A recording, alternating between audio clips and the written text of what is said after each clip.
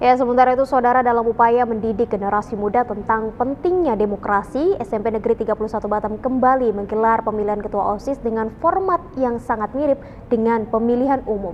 Kegiatan pemilihan ini tidak hanya sederhana tetapi juga menjadi wadah pembelajaran demokrasi dan saling menghargai antar sesama.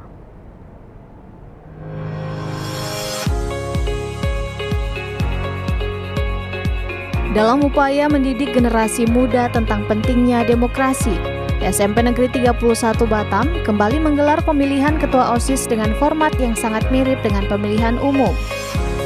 Pada periode 2024-2025, 3 pasangan calon siap bersaing merebut hati para pemilih. Paslon 1 Intah Nurul Faikah dan Ulfa Rahmata, Paslon 2 Syarifah Kwingsa dan Yuni, serta Paslon 3 Miska Nur Laila dan Aska Triutama Putra. Di bawah terik matahari pagi, halaman sekolah dipenuhi dengan semangat yang tak kalah dari hiruk-pikuk pemilu. Panitia yang beranggotakan sejumlah petugas siap mengarahkan pemilih. Mereka melakukan verifikasi, membagikan kertas suara, serta menjaga kotak suara dan tinta di pintu keluar. Semua detail ini dirancang untuk menciptakan suasana yang mirip dengan pemilu sesungguhnya, sehingga siswa dapat merasakan langsung proses demokrasi.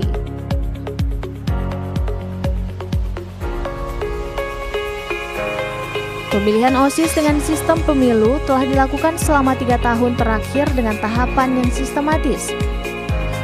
Mulai dari jadwal pendaftaran, verifikasi data calon, pengundian nomor urut, penyampaian visi misi kandidat, debat kandidat hingga hari pencoblosan yang dilakukan pada hari ini.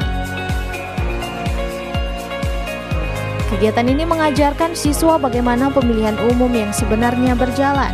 Pihak sekolah ingin menanamkan nilai-nilai demokrasi sesuai dengan kurikulum merdeka.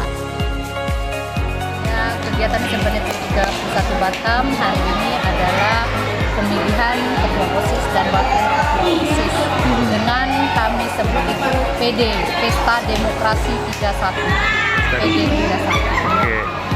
Ini kenapa nih kita bikin seperti kayak pemilihan pilkada ini atau pemilu ini? Ya, kami pihak SMP Negeri 31 Batam itu mengedukasi anak bagaimana pemilu itu yang sebenarnya. Dan ini merupakan kegiatan proyek P5 kami.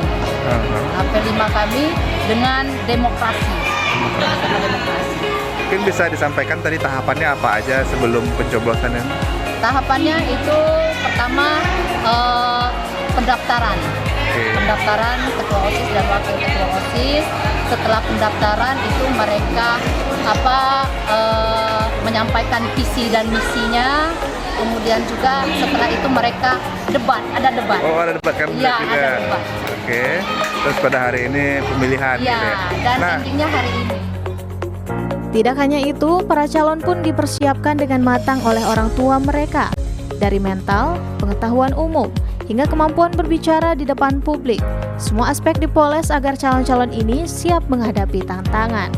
Saya selaku orang tua dari Paslon 2, Syarifah Kwingsa, sangat senang dengan acara ini dan sangat support sekali mendukung.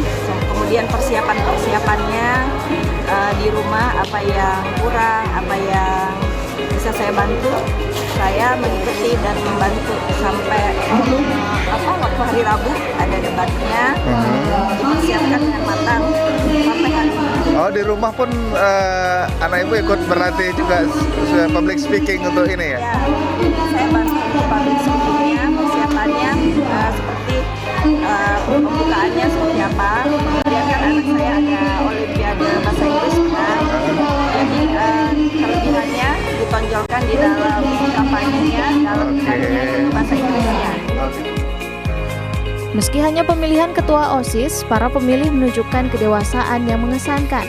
Mereka tidak terpengaruh oleh bujukan, tetapi lebih peduli pada visi dan misi yang diajukan calon. Lumayan lancar karena ada yang membantu juga, diarahkan dengan baik. Oh, diarahkan gitu ya. Usia adik berapa sekarang? Usia sekarang mau naik 15 tahun. Mau naik 15 tahun, berarti bentar lagi udah boleh milih lah ya untuk pilkada. Kan mereka udah ada orasi ya kan? Iya. Jadi ketika mereka orasi ya kita juga sudah menentukan kira-kira mana nih yang cocok gitu. Jadi udah ada, oh kalau misalnya paslon 1 dia ada kelebihannya ini, ya tergantung sesuai dengan kebutuhan sekolah aja. Oh gitu. Nah tadi ada masing paslon ada yang nitip nggak? Pilih gua dong, kasih gua duit gitu. Enggak ya? Di sini semuanya sportif ya. Mereka tahu lah kalau misalnya nggak boleh kayak gitu. Pemilihan ketua OSIS di SMP Negeri 31 Batam bukan sekadar acara seremonial. Ini adalah langkah konkret untuk menyiapkan generasi muda yang sadar akan tanggung jawab dan hak-hak mereka sebagai pemilih. Kegiatan ini membawa harapan bahwa demokrasi akan terus hidup dan tumbuh dalam diri mereka. Selain itu, kegiatan pemilihan ini tidak hanya sederhana, tetapi juga menjadi wadah pembelajaran demokrasi dan saling menghargai antar sesama.